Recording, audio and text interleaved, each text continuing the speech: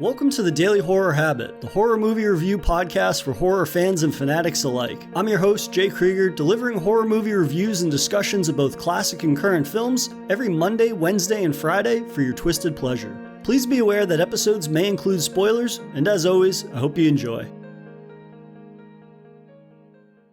For today's episode of Daily Horror Habit, I'm joined by returning friend of the show, Bernie, to continue our Saw series review with a discussion on the sixth and far from final entry in the franchise, Saw 6. Director and film editor Kevin Greutert made his feature film directorial debut with Saw 6 after serving as editor for Saw 1 through 5 and the later 8th installment, Jigsaw.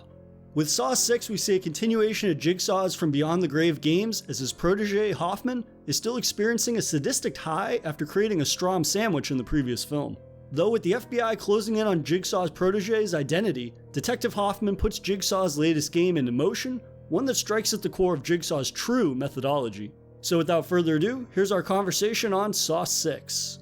Bernie, welcome back to the show, man. I appreciate it. Can we get a quick shout out to the director Kevin Greutert? I heard you say that this was his inaugural directorial debut. For it being in a sixth entry in a horror franchise, I imagine most of the time, if that's the case, it's not necessarily nearly as good as what Kevin produced. So hats off to him for that. Yeah, absolutely. And I think that it's no mistake, right, that we've seen people that have been frequent collaborators within the Saw universe being upgraded to director in a lot of ways, right? I mean, he's the editor. I believe Darren Lynn Bousman, we had learned, was involved in either being second unit director or he was involved in the production design for a couple of the other films, right? And so for this franchise to keep having directors that have been intrinsically tied to past films, whether or not they've had directing experience before, at the same time, they're familiar with the series. And that's something really special, I think. And I don't think that that's necessarily something that all horror franchises have had the luxury of having, right? I think considering the short span of time in between each of these entries, the fact that we're getting directors now that have had experience working within that universe is probably a pretty rare thing. And for me, at least, like we were talking before the show, so far, again, keyword so far, there have definitely been entries that I have not liked, like 4 and 5, I think have been the weakest so far. But by no means were they as atrocious as I had heard they were going to be, or just sort of like what I had heard through the grapevine from certain people. They were trying to prepare me for something that was very underwhelming. And while 4 and 5 I don't think are necessarily good Saw films, they're still perfectly watchable. And they always have that Saw glimmer in their eye in a way, like that sort of, that brutality, that nastiness, that at moments, like there's definitely moments in those films that pop in a way that maybe outdo the first 3 films, but overall they are definitely the weaker films. So I don't think it's a surprise that once again we have a director that has had lots of experience in this universe, and he made a sequel that I am surprised about how much I enjoyed this film. No, I would agree with you. I mean, I think that there's certain aspects of this movie, the plot points or plot holes rather, as it pertains to like the previous 3 films.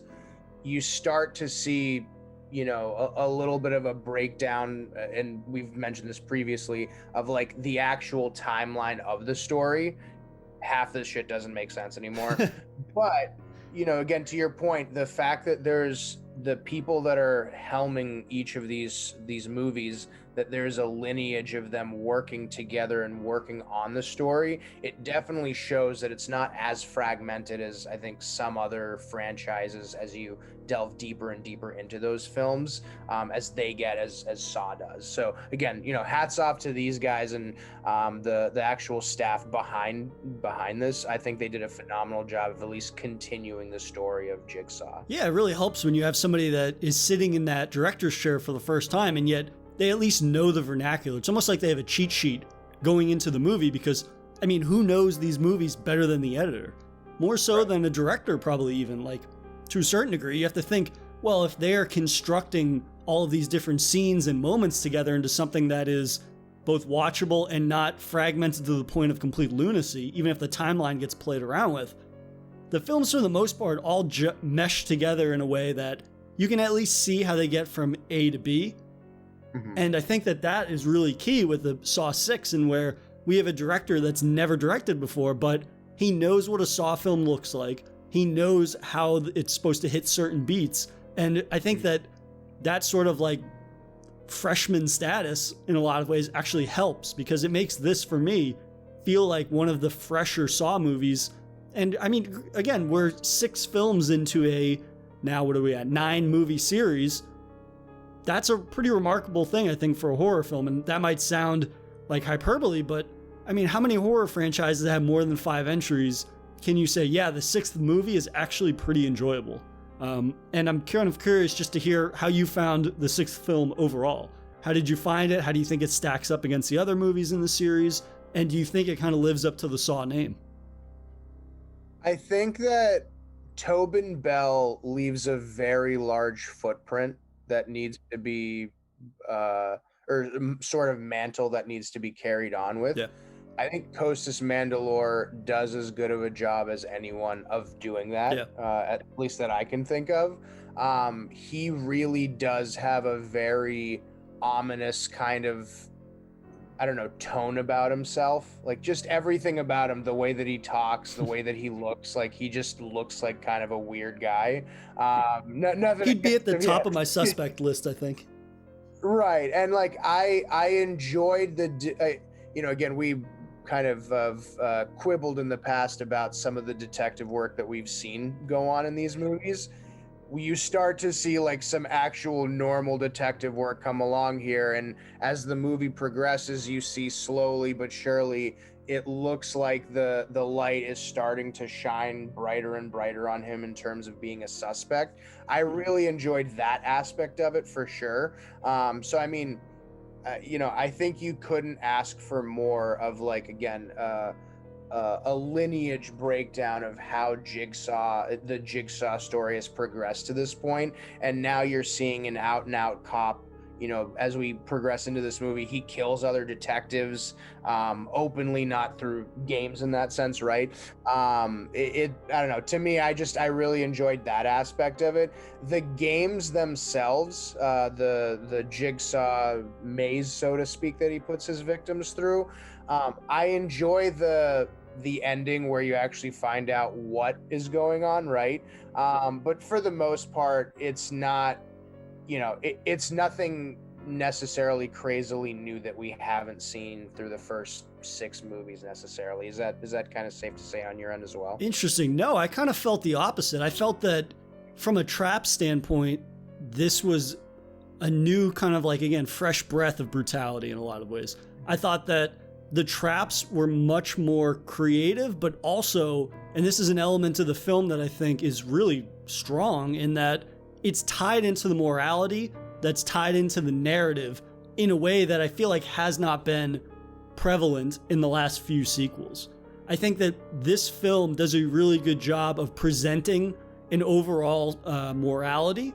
Obviously, they all have kind of dealt with that to varying degrees, but it felt like the morality element was fragmented between each of the traps. Like, it changes throughout. Whereas with this, the story really centers around this health insurance agent, William, who's played by Peter Outerbridge, and it's all based on, like, him being this scumbag health insurance agent who basically has created a formula where statistically he ends up voiding people's health insurance, where based on, like, the probability of them living kind of thing. And so Jigsaw, of course, is morally outraged at this because, oh, well, what about the human spirit's will to live or something like that? And so he takes outrage at that, and that kind of goes against Jigsaw's philosophy with this new kind of, like, fucked up serial killer mentoree program that he's developed over the course of the films. But I think ultimately this film does a really good job of tying in that central morality into each of the traps. And it feels like, I guess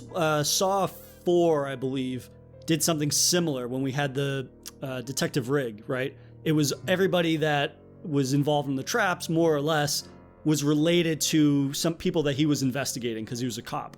But in this, it feels more personal. It feels like, well, these are people that William knows. There's some of them are his coworkers, some of them are past clients. And I think that element really ties into the narrative in a way where it just feels more connected and personable.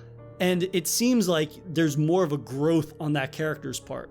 You know, it's not that, like with Saw 5, I believe, when we're jumping through all the different rooms and then we kind of have Hoffman's story, that felt a lot more disjointed, just because we're jumping between two narratives and then it's not exactly clear whether these narratives have anything to really do with one another. Whereas in Saw 6, it feels like the games, and there's the reason why it feels this way, is because they are intrinsically tied to the morality narrative that they've kind of fabricated for this.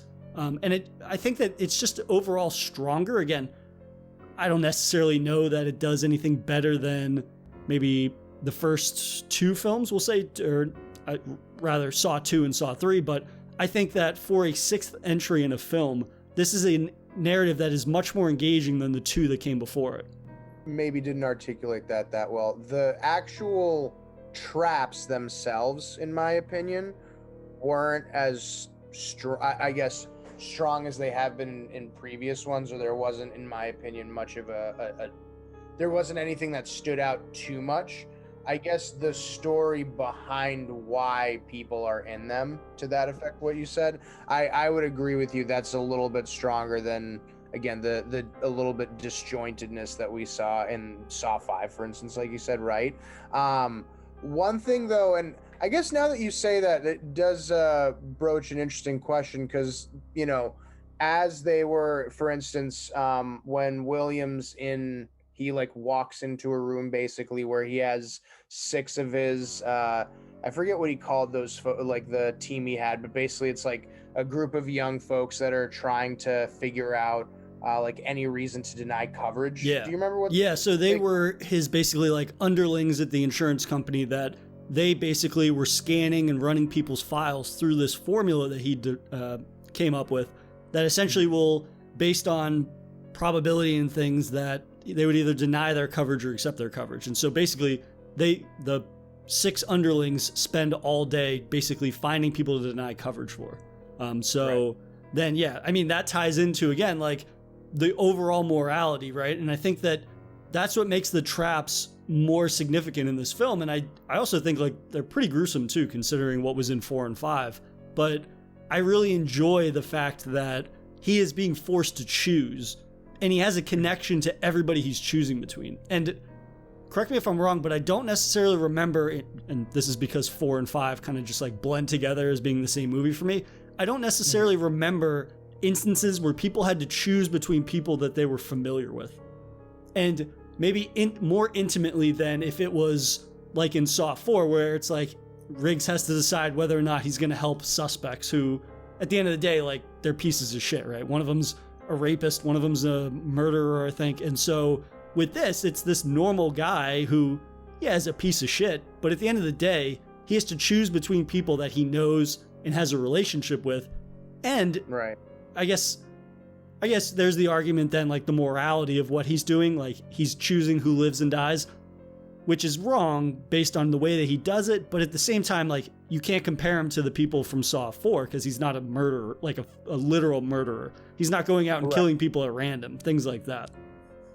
I guess, yeah, because in Saw 3, Jeff was deciding if he wanted to save people that had caused inadvertently or advertently like his son's death, right?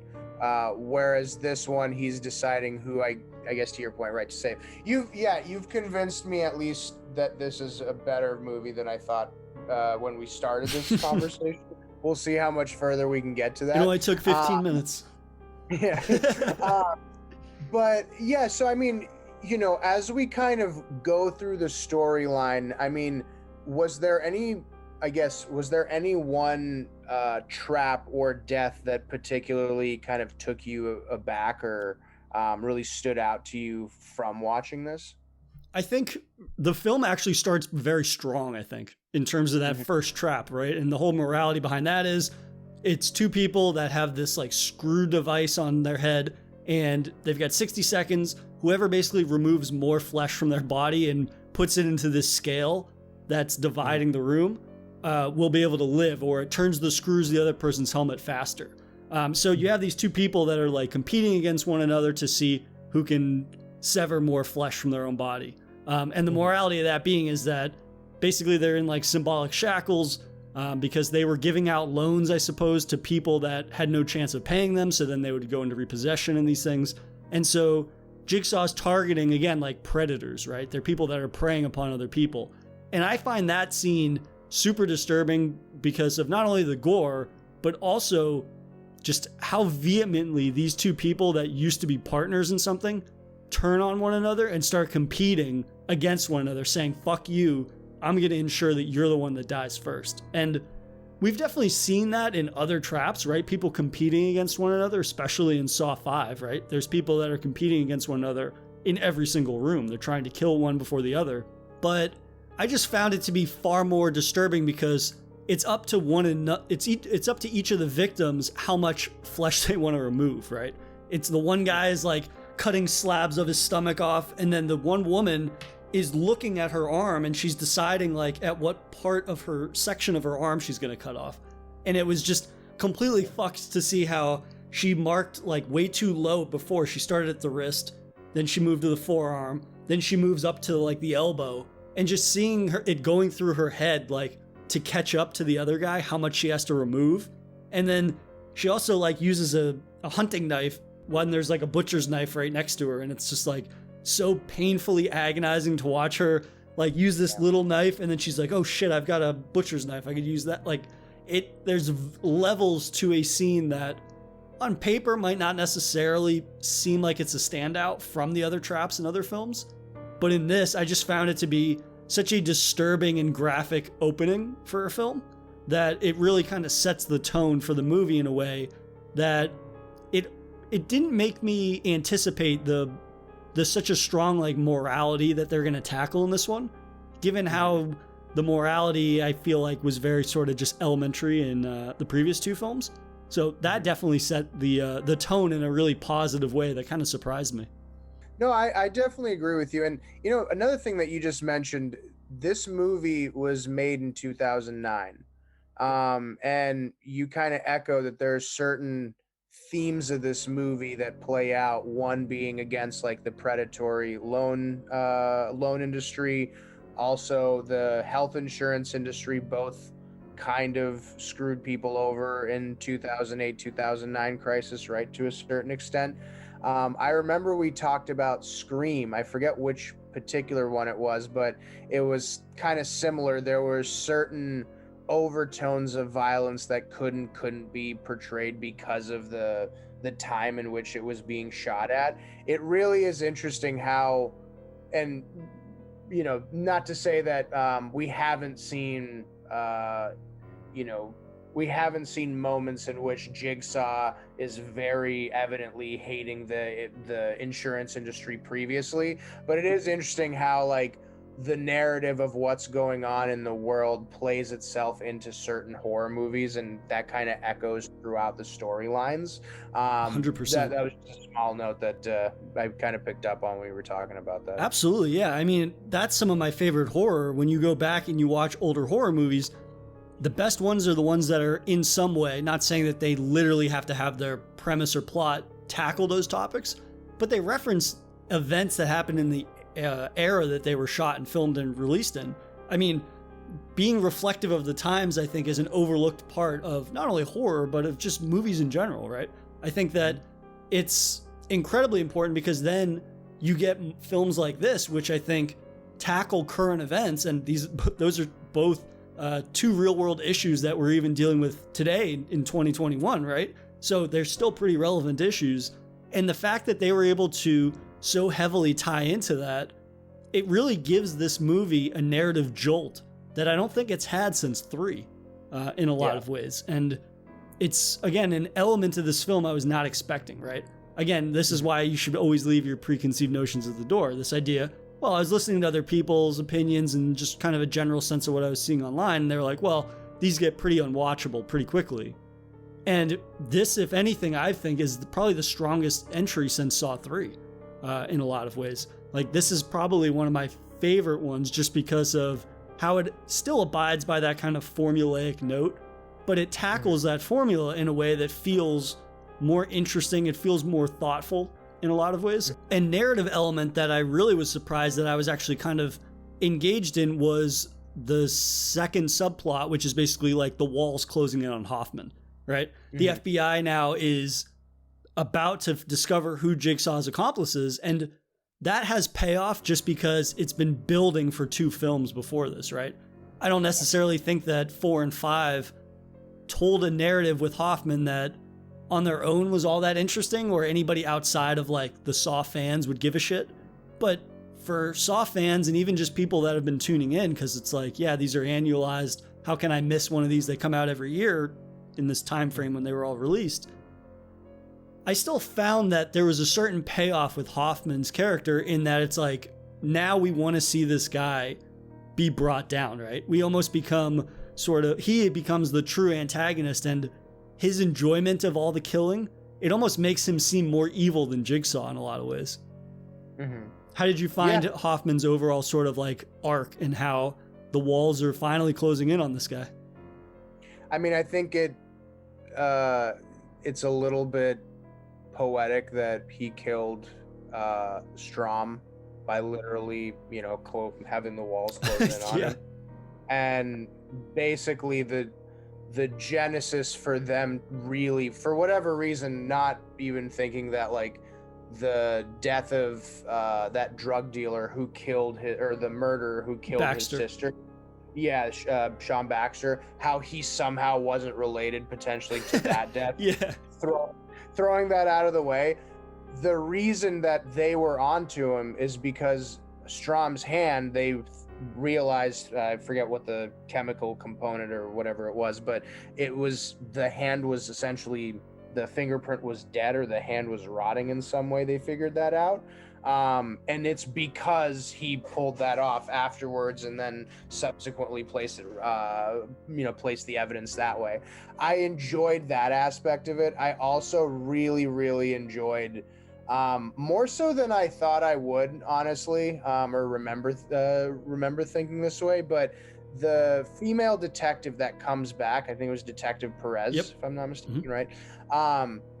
You see that in theory she dies in the 5th movie, but they only acknowledge it in one brief scene, which, as we learn in Saw 4, or maybe early Saw 5 or late Saw 4, when one of the police officers gets hit by a bow and arrow and literally like they die, and doesn't even really acknowledge that happened, right? I wasn't necessarily too shocked that they didn't give her character much of a send-off, since she wasn't really valuable.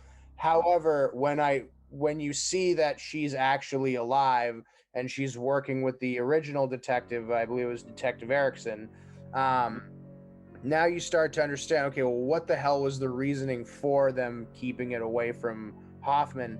They obviously elaborate on it, but that component to it kept a very cool tension throughout the movie every time you see Hoffman's character, because innately you always see a ticking time clock of are they actually going to figure this out? And again, when we get deeper into the movie, is his voice going to be able to be decoded, so to speak, from Jigsaw's? So I just enjoyed that aspect, that the tables had kind of turned. It's not always just on the victims anymore. That tension is now growing on the main evil character, essentially, in this. Yeah, and I think that I love this angle that they take with his character and how the walls close in, right? Because basically we see in periodic flashbacks with Amanda and Jigsaw and Hoffman, we see that he has a big head about him, right? And he always keeps saying things to the effect of I don't need my own game. I don't need to be tried or challenged or anything. I've got this. I'm going to be the next Jigsaw.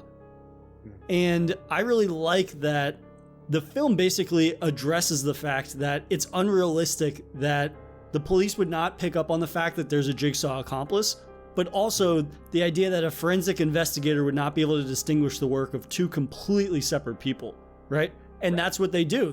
They pull off the discovery that, well, the person that's been cutting jigsaw pieces out of people has used a different instrument, or he's been using a different technique, which is just the steadiness of one's hand. And yeah, the serrated knife and the scalpel, I think it was. Yeah, which I thought was hilarious, because Detective Hoffman is now supposed to be this esteemed detective and he's like, you can tell the difference between two different types of knives, and it was like, what is it, like, how have you gotten through the ranks and you don't know that? But I think that that's one of those things that, again, I don't know how much anybody that hasn't been super invested in the Saw movies is going to care about any of these things, but it felt like a very self-aware narrative twist for them to take, or rather just avenue for them to take, that addresses the reality that, yeah, of course Hoffman's going to get found out at some point.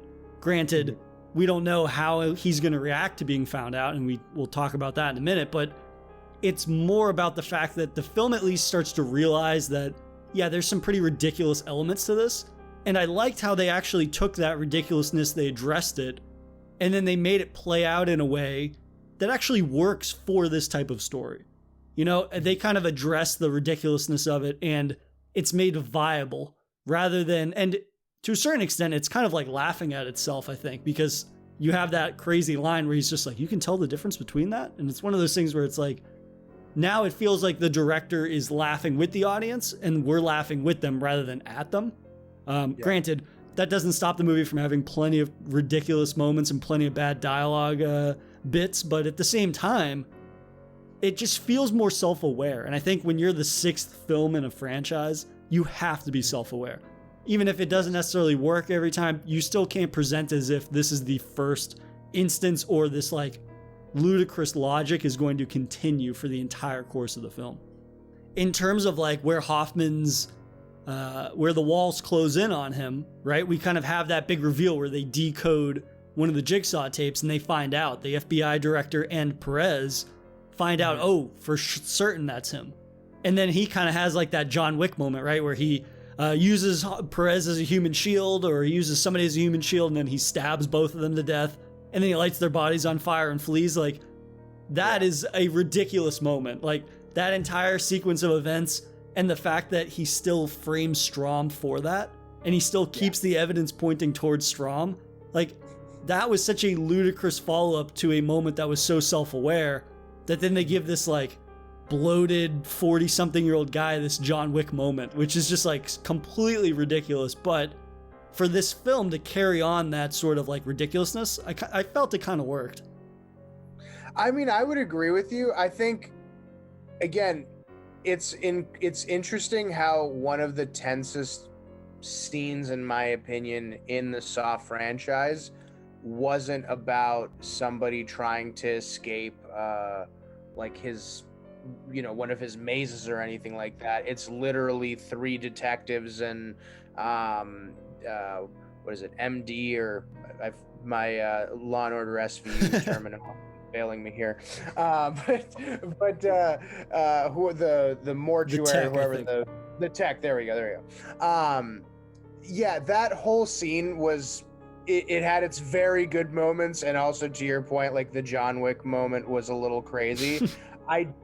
I'm forgetting, it's on the tip of my tongue, what was, basically it decoded his voice right as he was saying something like, I know you have a lot to fear, or something like that, and then he sliced Detective Erickson's neck.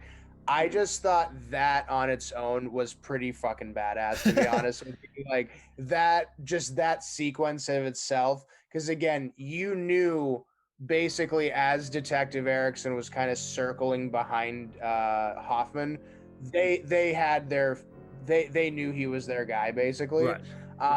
How he got out of that situation unscathed to an extent, that's a separate point. But no, yeah, I love that whole scene to itself. I will also say Detective Perez, I thought after, you know, a person comes back to life like that, maybe she would have a little bit more of a prominent role. Right. Yeah, they kind of did her dirty, right? They brought her back just to kill her off again, quote unquote again. But yeah, I don't know. I have such a problem with the way they treat some characters in the series, which is a hilarious thing to say now that I think about it, in terms of like a movie about torture and murder. But I would like to see more recurring characters that aren't brought back just to kill off. And granted, we're getting to the end of the series now. I think we've got, 3 more of these to discuss. But I would like more recurring characters because, hey, who's to say? Again, I haven't seen Saw 3D and I don't remember anything about Jigsaw. Perez at least has a storied history, much like we've been finding with people that sit into the director's chair for the first time in these movies. They have a history with Saw. They are somewhat related to it.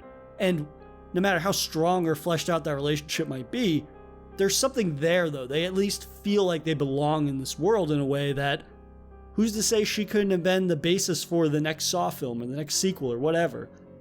So I thought that that was kind of disappointing. If they were going to have Hoffman have this John Wick moment and knife a bunch of people, maybe it could have been somebody that hasn't already gone through the ringer in a way that, whether she was a fleshed out character or not, or would say what you want about her performance, at the end of the day, she could have been the next protagonist of a Saw movie, and that would have been a cool buy-in, right? It's just the little things. When you're making 9 movies in a sequel, or 9 sequels or whatever, it would be cool to have some sort of familiarity with who we're getting into in terms of like them being the new protagonist. But I digress.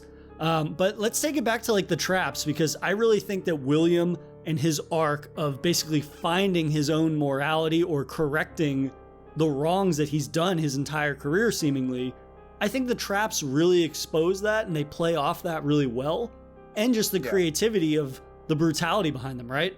That first trap that he finds himself in, and I mean, each of the traps that he goes through, he's rewarded with a key. If he unlocks these like explosive devices, he's got one on each wrist, one on each ankle.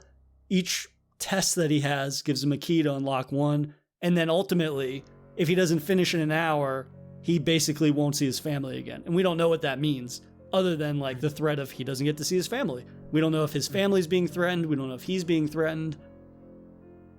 But that first trap that he finds himself in, I find, the way that it is shot is really cool, I think. The fact that him and the janitor from his company are both being suspended by chains. They have this breathing apparatus mask on them.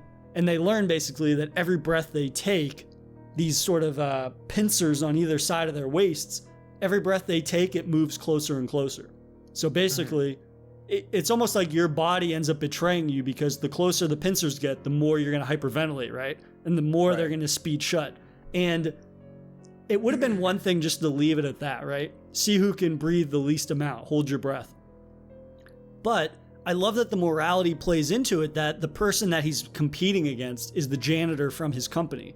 And he's told, oh, the janitor of his company has a history of like high blood pressure or heart disease or something, and yet he chooses to smoke. So he's a smoker. So by William's own formula that he has created, he should deny this guy coverage, essentially. So it kind of speaks to the morality, like, well, if this guy has decided to take his life for granted with smoking when he knows it's bad for him and he's at a propensity for heart disease and things like that, does he deserve to live? And I think that it's really interesting because it's the first trap where neither one has control over the other situation. They only have control over themselves. So William has to decide, is he going to hold his breath when he knows the guy across from him can't hold his breath as well because he's got smoker lungs? Whereas the film opens with these two people that have each other's fate in their own hands, essentially. Oh, well, I'm going to cut off more digits or limbs so that way you die. Whereas these two, they're only in control of their own bodily functions. Yeah, no, I mean, I think, one, seeing it actually play out, you yourself, again, like I think everybody does when they watch horror movies, you put yourself into that perspective of what it's like, being that guy that's in that smoker's body and you're trying not to hyperventilate, but also being in William's position and having that choice of, do you just have it go by quickly, or is there a way that you can somehow make a decision to save both of you in this case, right? And that's all going through in whatever the 60 seconds that game goes on for. I thought, again, just the sound of his like insides getting crushed by that and seeing William's response to it. Yeah, William's a piece of shit, but he's still a human being to some extent. So I don't know. I thought that was it was very interesting seeing him go through that dichotomy. Yeah, and I really like that this feels like something we haven't seen in any other Saw movies. I think with 4 and 5, there's definitely glimmers of other traps that we saw in 1 through 3. Kind of like repackaged, repurposed. in a way where you could say, well, they're not carbon copies, but at the same time, there's definitely familiar elements to some of the games that we've seen. And this felt genuinely fresh and new, whereas I don't know that anything in 4 or 5 was nearly as creative as this or nearly as just disturbing in general. And whether that be narratively speaking or just from a graphic standpoint, right? The idea that they're going to get crushed to death and the only thing that can save them is their ability to hold their breath. It's one of those things that I think kind of just shows that you need fresh blood, essentially, to come in and be at the helm of these things. If anything, I mean, not to take shots at like Darren Lynn Bousman, but at the same time, I would much rather see a new director come in every single time that is able to bring something new and original. But at the same time, though, I don't know if you can do that with a franchise like this if they have not been tied to each of the films in a certain way, or at least a couple of the films, right? So that's one thing. But I think also even in the follow-up trap, which is like the walk the plank one, right? 2 of his co-workers are on a ledge basically, and they've got these barbed wire nooses on, and William has to hold the chains basically, which keep them upright. And then he has to choose between, this older woman who has a family who will miss her, or this young guy who has no family, and if he dies, nobody will care.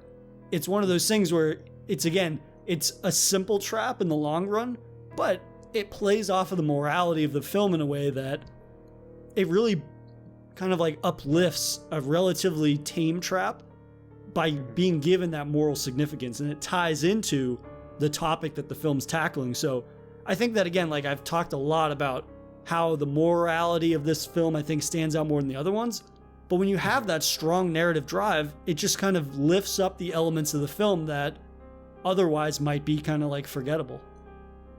Yeah, no, I would agree. And again, you see that not only is his logic faulty to the extent of like how he's denying coverage or granting coverage for folks in his insurance company, but also now you're seeing, he's making, like you said, the decision to save the elderly woman rather than the young kid who has a lot more life to live and he's healthier. In the following sequence, when we see him with his 6 cohorts, he doesn't actually necessarily choose the people that may be the healthiest or maybe the strongest. It's preference, and also, I mean, we'll get to that point, but there's a lot of mental gymnastics that he takes to get to his decisions, and it again puts it into a perspective of, it's not just an asshole C-suite guy that just is about making money and traveling on yachts. Like, he does have some very minor semblance of like a conscience rather, and it gets applied throughout.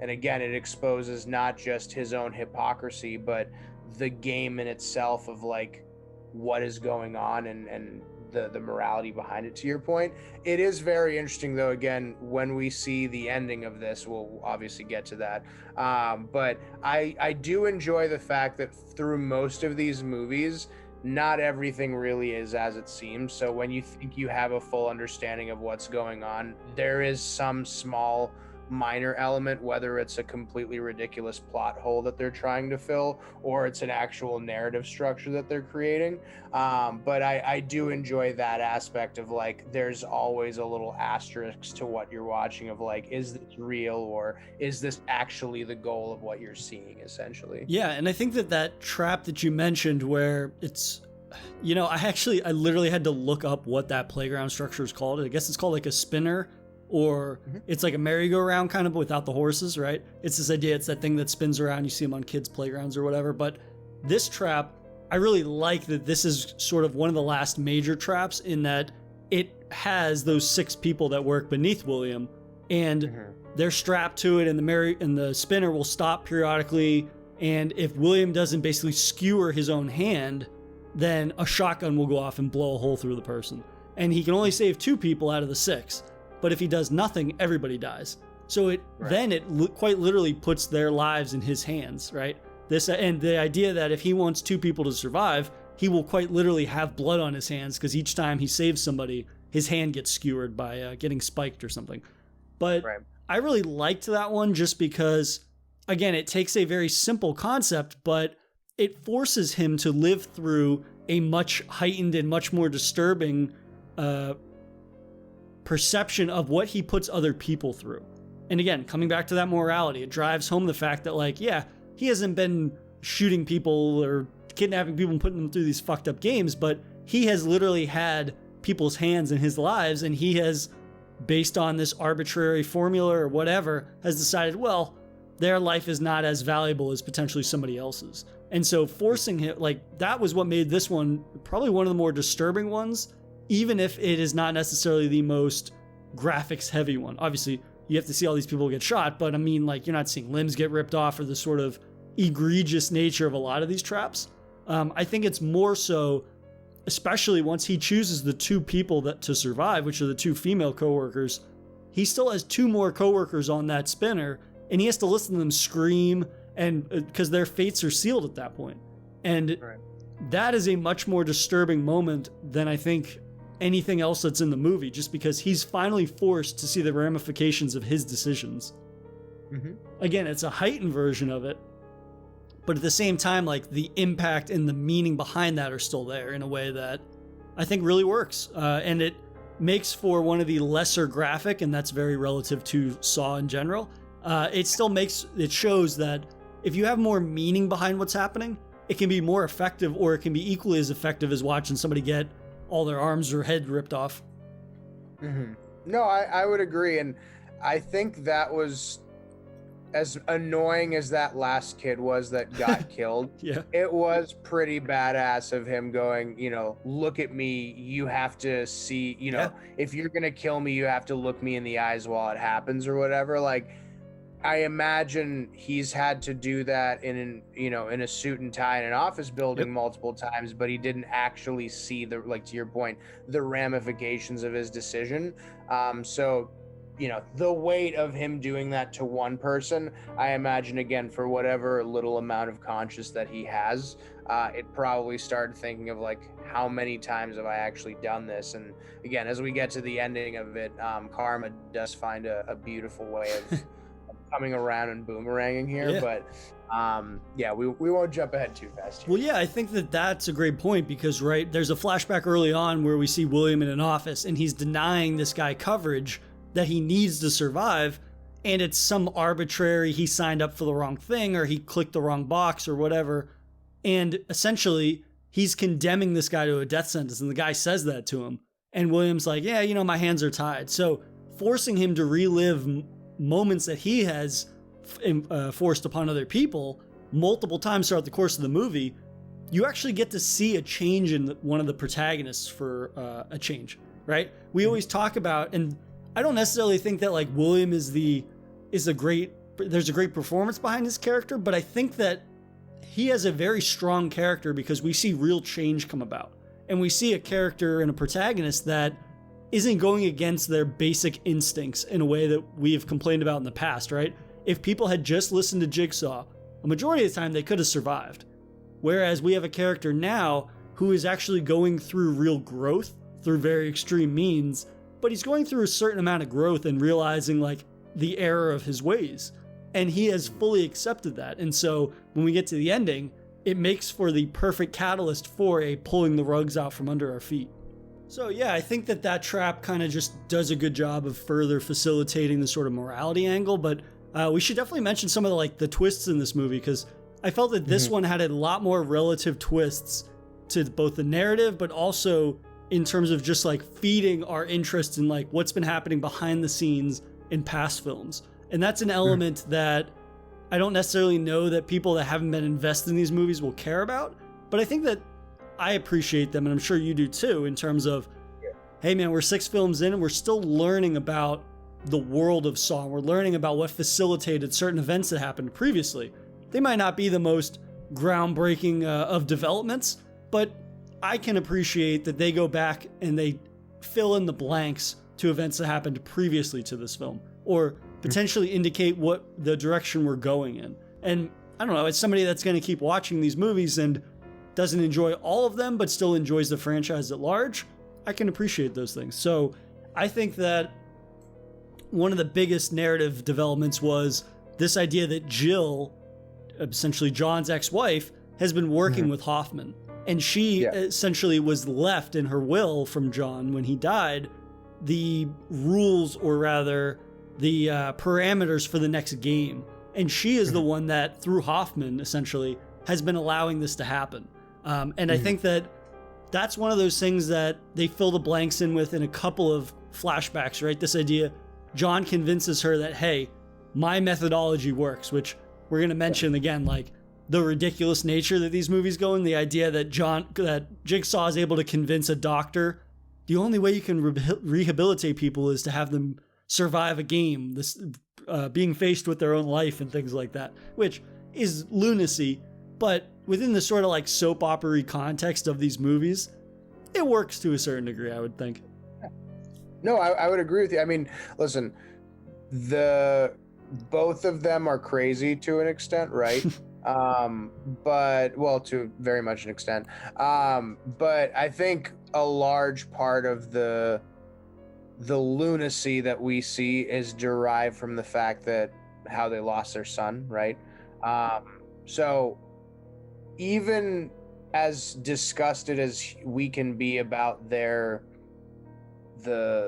solution that they took from that, or the lesson that they learned from that loss, I think everyone can understand grief and can empathize with that. So even though it's such a gnarly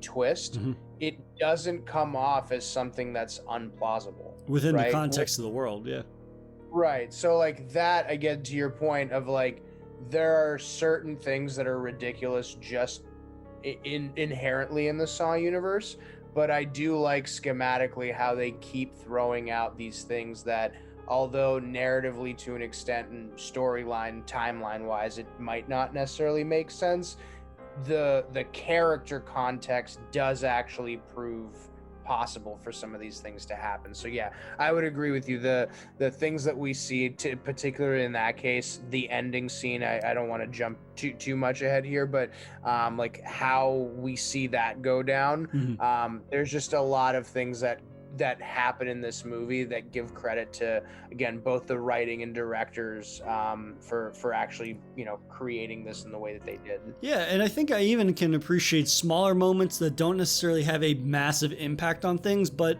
it does still flesh out the world of Saw more and the lore of Saw, which is like Amanda is actually responsible for John Kramer, Jigsaw, and Jill losing their child. We learn that she was essentially Cecil's like girlfriend, I guess, or sort of they were an item of some sort. Yeah, heroin buddies.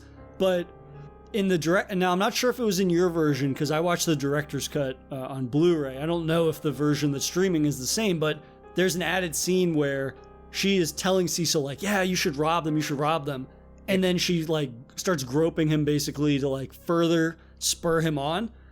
It was one of those things where it just kind of shows that little moment shows that she literally had a hand in forcing him, or not forcing, rather, in convincing Cecil that he should go do this act, which then results in the death of Jigsaw's child and Jill's child. And just tying her into the whole thing, it provides a certain amount of legitimacy to why she kills Lynn in Saw 3, right? Because then we learn that Hoffman learns about that. Hoffman then uses that information to blackmailing Amanda into doing what he wants, which is killing Lynn, which then basically seals her own fate. I definitely appreciated that more than I appreciated, or rather more than it worked for me, the realization that Jill is working with Hoffman. That I didn't really care about nearly as much as I thought. It was interesting to see how Hoffman learning about Amanda's past and how basically Amanda would do anything to ensure that Jigsaw never learns that truth, that she was involved. So I think narratively speaking, that is more significant. And it's a little detail. It's not a big part of the movie. It's probably a couple minutes at most, but little things like that I can really appreciate. And I think fans of Saw and fans that have been there from the beginning will appreciate moments like that just as much.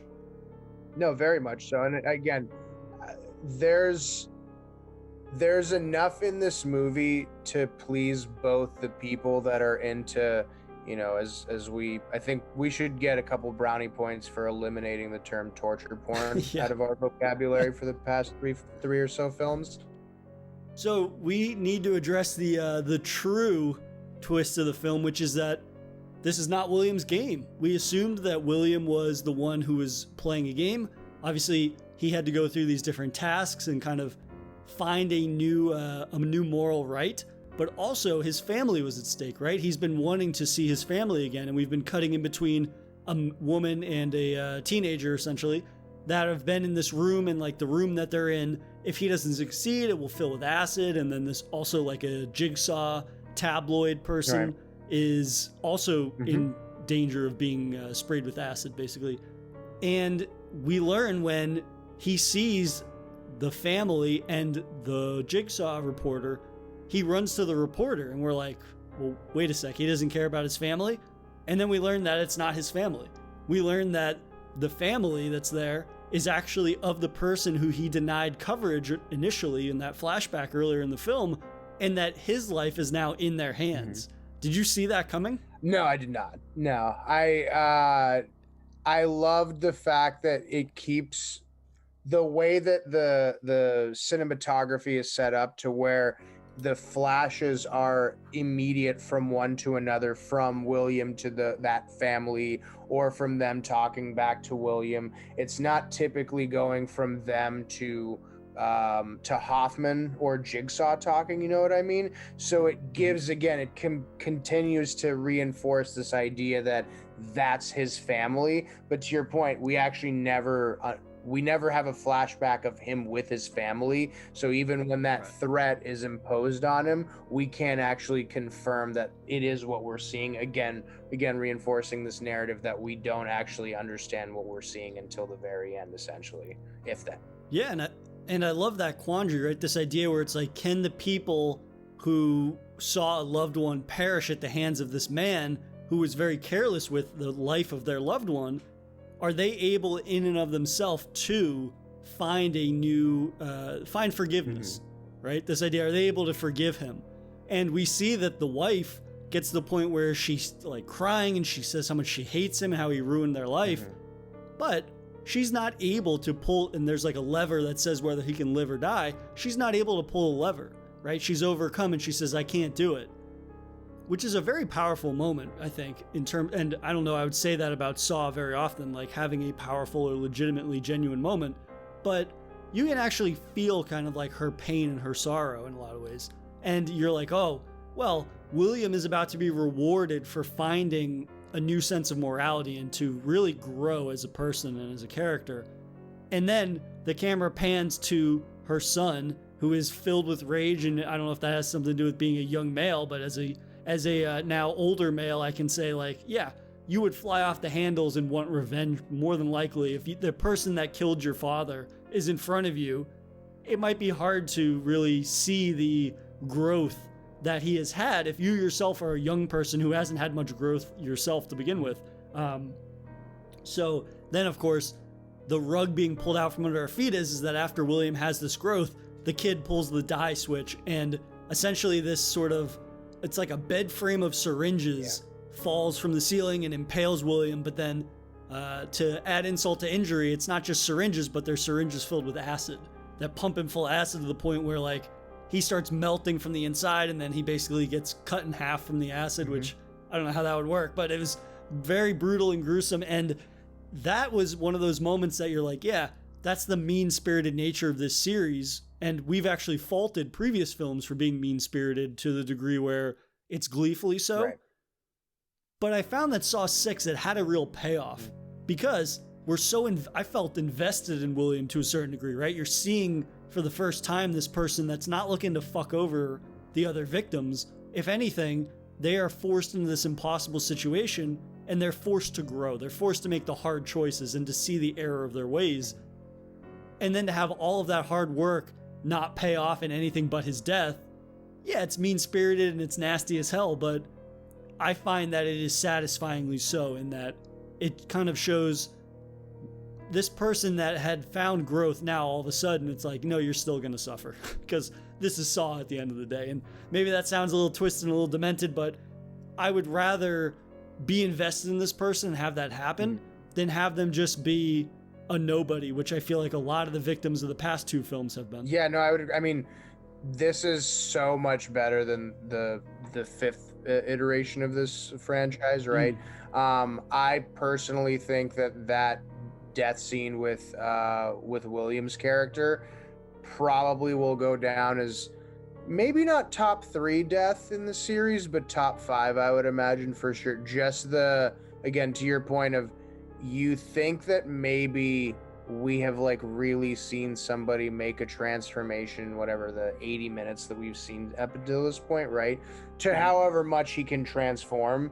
And then again, rightfully so, to your point, you see the rage of the son, and all of us, I think, could have that instinct of, yeah, no, fuck all that bullshit. Yeah, dude, you're gonna suffer the way that we've suffered. And yeah, he does. And again, it pans to both the mom and the son occasionally while he's screaming, and I don't know what it was, but like, the son didn't seem as upset. Like, obviously the mother's horrified. The son seemed weirdly like kind of entertained by it. So again, I don't know what that necessarily meant outside of just that character, maybe the directorial kind of suggestions to that effect. What did you think of kind of now where this movie is going and the trajectory to where you think it goes next? So I'm actually really anticipating Saw 3D just because it's going to be the wrap up, or maybe the concluding chapter to the last 4 films. Whereas Saw 1 through 3 were very much their own self-contained things, and they've kind of added on to that. From my understanding, at least, like 4 through Saw 3D or Saw the Final Chapter, which of course is, as is the case with horror films, if they say it's the final chapter, it's for sure not the final chapter. It's one of those things though where I'm excited to see how they're able to really tie up the ramifications from the end of Saw 6 into that film, even if I have heard, and again, I need to leave my preconceived notions at the door, but I have heard that this is the weakest Saw film in the franchise so far.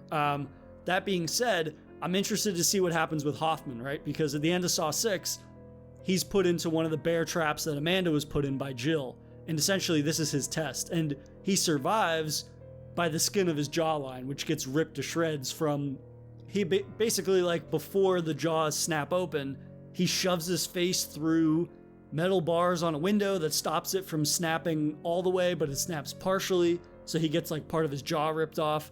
So he's fucked up, but he still lives. Yeah.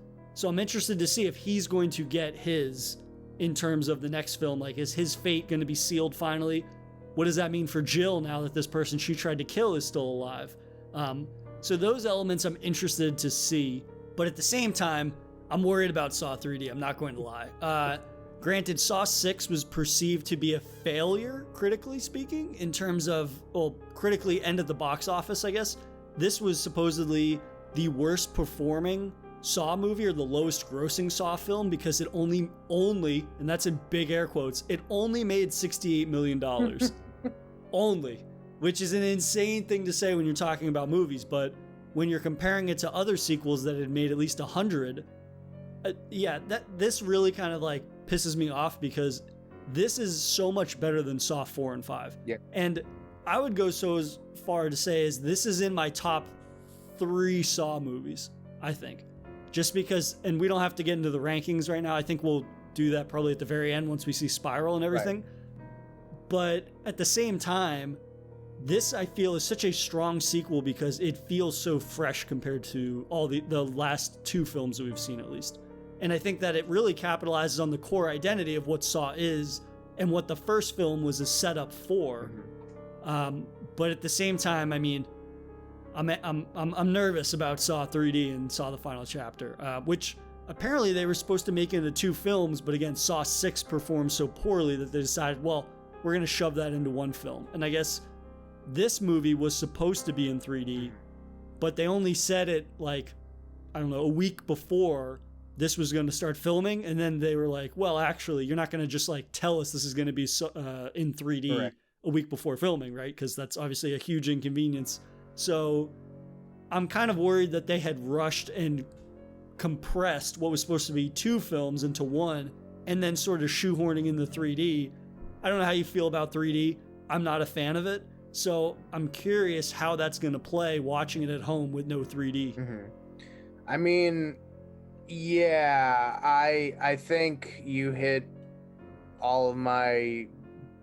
If I remember this movie correctly, which from the trailer, it brought back very vivid memories of just pure horror, and not at the actual like narrative of the movie, but more so the movie of itself.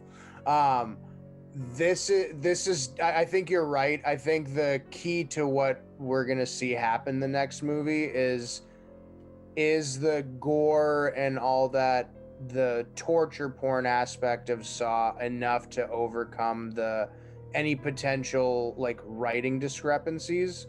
I think that's where the rubber meets the road, so to speak. And I guess we'll find out for ourselves here in the next couple days. Yeah, but as always, man, it's a pleasure chatting Saw and horror with you, and I was pleasantly surprised by this movie. And I guess we'll talk about it again when we get down to the rankings and things like that. But, this was the rare instance, and I think that there have been other horror franchises that, of course, have down in the sort of back end of their run, as it were, have definitely had strong films. But to go from 4 and 5, which I felt were very lacking in terms of Saw, to going to this, which I think is one of the strongest. I mean, this has been a pretty strong indication that like you can't ever kind of close the book on any franchise, even if, for what it's worth, maybe the next 3 films after this I really don't enjoy, kind of like 4 and 5. Mm-hmm. At the very least, I think this proves that you really can't count a series out until it's actually finished, because all you need is a new kind of like fresh face or fresh blood to come in and be like, well, actually, I'm going to use my knowledge of the series and implement something that is both enjoyable for fans of the franchise, but also people that are coming to this fresh. I mean, this is one of those films I feel like, yeah, you wouldn't get much out of it other than like the backstory stuff if you hadn't been an avid fan of Saw. But at the same time, I think this is entertaining enough, and it is at least self-contained enough largely that you could enjoy it and then be like, well, maybe I'll go check out some of these other sequels. No, I would totally agree with you on that. And I think, again, for whatever gripes or transgressions that we might have about Saw, I think overall, if you compare these movies, 6, 7, 8, 9 to any others, like you had said, Saw probably comes out on top in most scenarios. So I'm definitely looking forward to seeing kind of the apex of this movie and how it holds up with everything. But until next time when we chat Saw 3D, aka Saw the Final Chapter, I'll see you soon. Take it easy, man. If you enjoyed this episode, please subscribe to Daily Horror Habit on your preferred streaming service, and follow the show on Instagram at Daily Horror Habit and on Twitter at Daily Horror Pod for episode updates. Thanks again for listening, and I'll see you guys next time.